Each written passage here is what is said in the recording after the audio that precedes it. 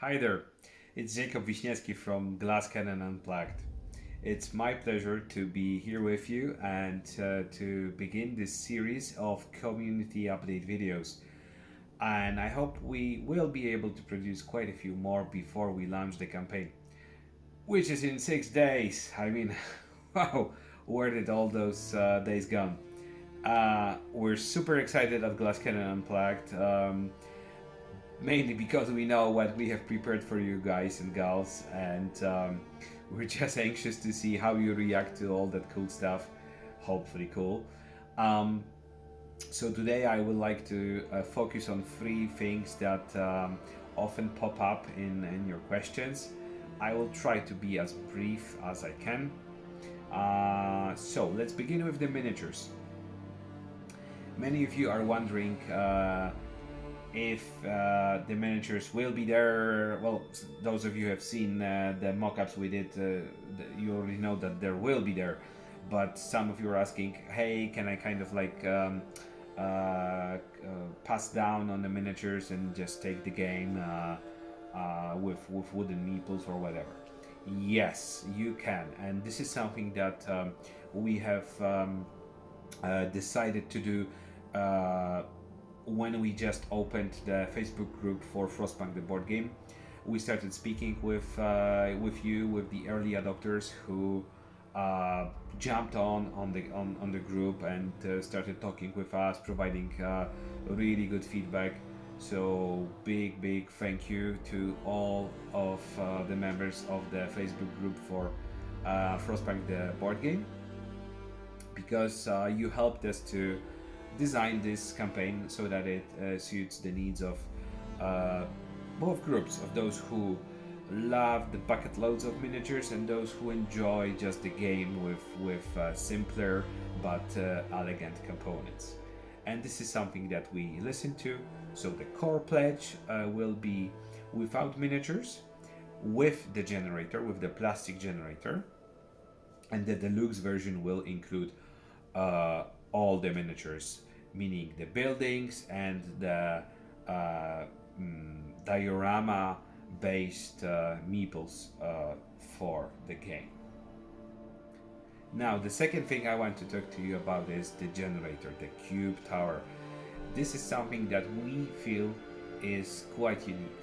There's loads of Kickstarter, amazing Kickstarter campaigns with huge miniatures, with some gigantic dragons or Cthulhu sculpts, the size of a garden gnome. That's just crazy stuff. We wanted to have a huge component, a centerpiece in the game, because Frostpunk without the generator is just not Frostpunk. But at Glass Cannon Unplugged, we feel that each component of the game, each basically cost consuming component, should be justified by the game's design and by its mechanics. This is why we've worked with an industrial engineer, Przemek. Big shout out to you, man, because you've helped us a lot, and you helped the vision we have come true. Thanks to Przemek, now we have a generator that works exactly as we wanted it to work.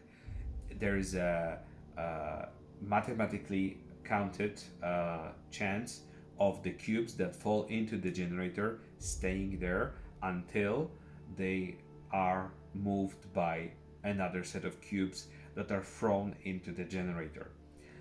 And we've tested this more than hundreds of times, so we can be sure that the percentage is very accurate for this. Now, the why we wanted this, why focus so much, put so much effort, so much time into this one aspect of the game.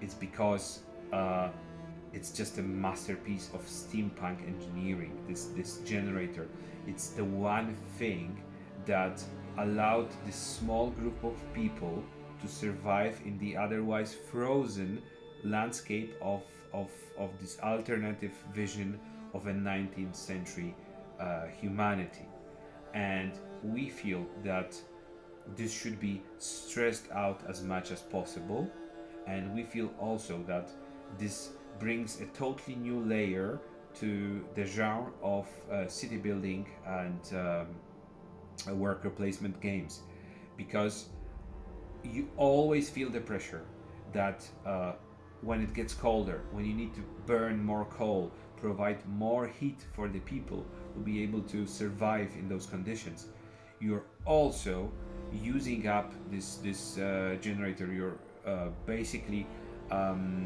forcing yourself into maintaining it more and more, and this works as this almost tangible feeling of an ever-present danger in the back of your head when you're playing the game.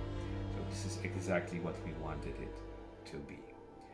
And last but not least, it's the player roles that I want to finish this video with, because many of you have seen the YouTube videos, the amazing videos produced by the YouTubers with whom we had the pleasure of working. Some of them are solo playthroughs, and some of them are many player playthroughs. Actually, I think all of them are 4 player playthroughs. And the game basically features 4 roles. Depending on the number of players by the table, they are distributed differently. So in the maximum variant with 4 players, you have the generator advisor, you have the health advisor, you have the social advisor, and for the 4th player you have the register advisor.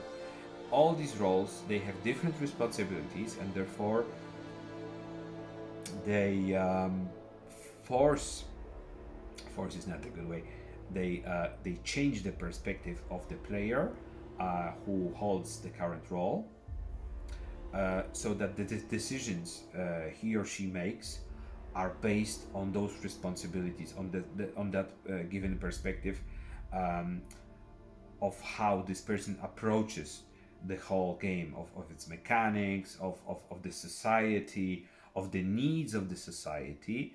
And when this person feels that the consequences of their actions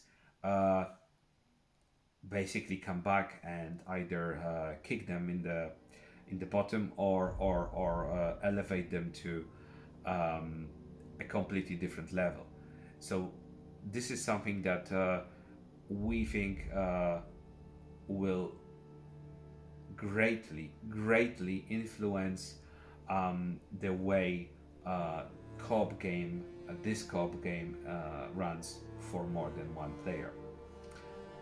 Okay, so I think this is something to end the video with. We have so many more things to tell you, and hopefully during the days before the campaign we will be able to. So stay tuned, and thanks for watching.